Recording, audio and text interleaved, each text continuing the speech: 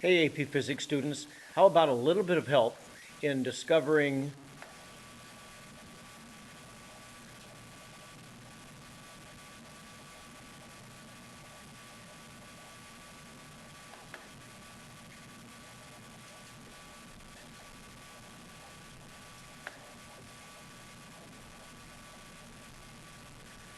sorry for the delay. How about a little bit of help in discovering how to solve questions 10 and 14 from page 672, T15.1?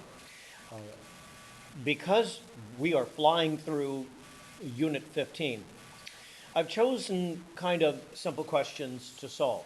And they have to do with the fact that when you add together all the nucleons of an atom, like mercury, for instance, in number 10, there's mercury, 202 for the nucleons, 80 for the protons.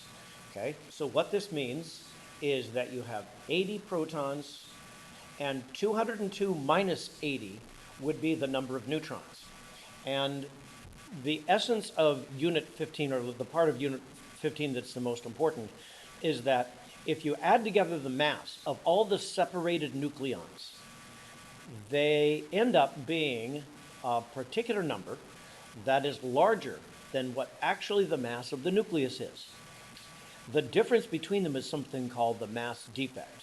And the difference between them is what is responsible for nuclear energy.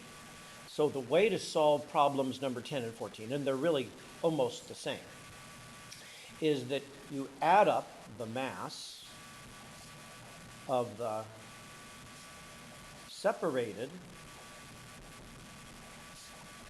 nucleons.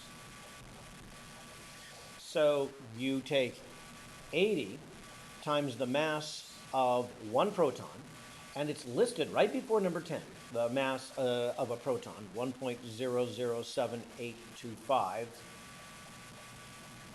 atomic mass units, right? Plus, you have to add together the mass of 122 separate neutrons. Recall, the neutron is more massive than a proton, and basically because it has a proton and an electron kind of put together, 1.008665 atomic mass units. Well, the mass defect is called delta M. And when you use the mass defect, delta M, and discover what that is, and use E equals mc squared, you can find what's called the binding energy. So E equals mc squared gives you the binding energy.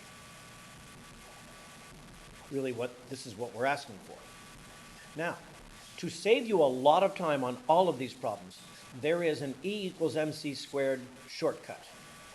That is that one atomic mass unit by E equals mc squared is the same as 931.5 MeV. Very useful for both number 10 and number 14.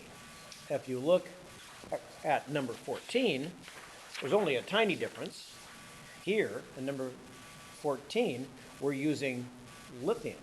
Well, if you look at lithium in number 14, we are talking about, well, of course, lithium has various isotopes, but lithium 7 is what we're going to solve on that one. So I'll just write this much, and that should help you solve the final, final question.